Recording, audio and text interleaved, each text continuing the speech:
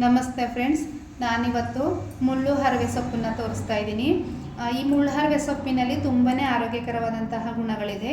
ನಮಗೆ ಈ ಸೊಪ್ಪು ಹೇರಳವಾಗಿ ಸಿಕ್ಕಿದ್ರೂ ಸಹ ನಾವೇನು ಮಾಡ್ತೀವಿ, ಇದರಲ್ಲಿ ಇರೋಂತಹ ಮುಳ್ಳುಗಳನ್ನ ನಾವು ಬೇರ್ಪಡಿಸ್ಲಿಕ್ಕೆ ಬೇಜಾರು ಮಾಡಿಕೊಂಡು ಈ ಸೊಪ್ಪನ್ನು ನಾವು ಉಪಯೋಗಿಸೋದಿಲ್ಲ. ಯಾವ ರೀತಿ ಈಸಿಯಾಗಿ ಈ ಮುಳ್ಳುಗಳನ್ನ ತೆಗೆದು ನಾವು ಸಾಂಬಾರಿಗೆ ಉಪಯೋಗಿಸ್ಕೋಬೋದು ಅಂತ ನಾನು ನಿಮಗೆ ತೋರಿಸ್ಕೊಡ್ತೀನಿ.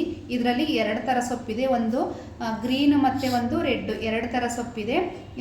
2 ಸೊಪ್ಪು ಸಹ ತುಂಬಾ ಆರೋಗ್ಯಕರವಾದಂತಹ ಸೊಪ್ಪು. ನಾನಿವಾಗ ಯಾವ ರೀತಿ ಈಸಿಯಾಗಿ ಈ ಮುಳ್ಳ ತೆಗೆದು ನಾವು ಸಾಂಬಾರಿಗೆ ಉಪಯೋಗಿಸ್ಕೋಬೋದು ಅಂತ ತೋರಿಸ್ತೀನಿ. ಮತ್ತು ಸ್ವಲ್ಪನೂ ವೇಸ್ಟ್ ಆಗಲ್ಲ ಸೊಪ್ಪು, ಅಷ್ಟು ರುಚಿಯಾಗಿರುತ್ತೆ ಈ ಸಾಂಬಾರು ಮಾಡಿದ್ರೆ ಈ ಸೊಪ್ಪಿನಿಂದ. ಇವಾಗ ಯಾವ ರೀತಿ ಮಾಡೋದು ಅಂತ ತೋರಿಸ್ಕೊಡ್ತೀನಿ.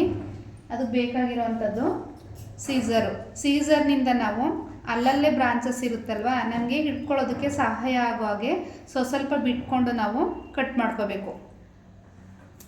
ನೋಡಿ, ಈ ರೀತಿ ಸ್ವಲ್ಪ ಬಿಟ್ಕೊಂಡು ಕಟ್ ಮಾಡ್ಕೋಬೇಕು. ಆರಾಮವಾಗಿ ನಾವು ಹಿಡ್ಕೋಬೋದು ಅದನ್ನ. ಇವಾಗ ಈ ನೈಲ್ ಕಟ್ಟರು ಸಾಮಾನ್ಯವಾಗಿ ಎಲ್ಲರ ಮನೇಲೂ ಇರುತ್ತೆ. ಅಡುಗೆ ಮನೆಗೋಸ್ಕರ ಅಂತಲೇ ಒಂದು ನೈಲ್ ಕಟ್ಟರ್ನ ಇಟ್ಕೊಂಡ್ರೆ ತುಂಬ ಒಳ್ಳೆಯದು. ಏನಕ್ಕೆ ಅಂದರೆ ಈ ರೀತಿ ಒಂದೊಂದು ಸಾರಿ ನಮಗೆ ಯೂಸ್ ಆಗುತ್ತೆ ಈ ನೈಲ್ ಕಟ್ಟರು. ಈ ನೈಲ್ ಕಟ್ಟರಿಂದ ಆರಾಮಾಗಿ ನಾವು ಈ ಮುಳ್ಳುಗಳನ್ನ ಬೇರ್ಪಡಿಸ್ಬೋದು.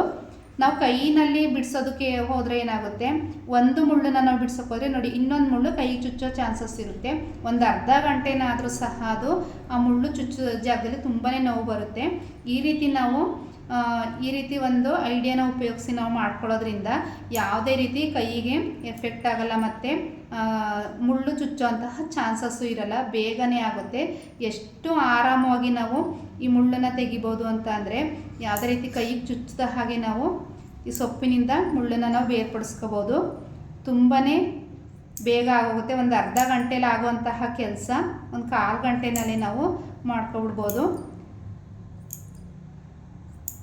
ನಾವೇನು ಮಾಡ್ತೀವಿ, ತುಂಬ ಹೇರಳವಾಗಿ ಸೊಪ್ಪು ಸಿಕ್ಕಿದ್ರೂ ಸಹ ಈ ಮುಳ್ಳನ್ನು ತೆಗಿಲಿಕ್ಕೆ ಬೇಜಾರು ಮಾಡಿಕೊಂಡು ನಾವು ಉಪಯೋಗಿಸಲ್ಲ.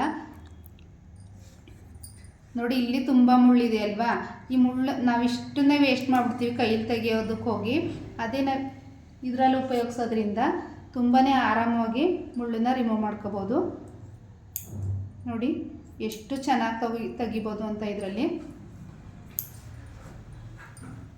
ಮತ್ತು ಸೊಪ್ಪು ಸಹ ವೇಸ್ಟ್ ಆಗಲ್ಲ. ಈ ಕಾಂಡದಲ್ಲಿ ತುಂಬಾ ಆರೋಗ್ಯಕರವಾದಂತಹ ಗುಣಗಳಿದೆ.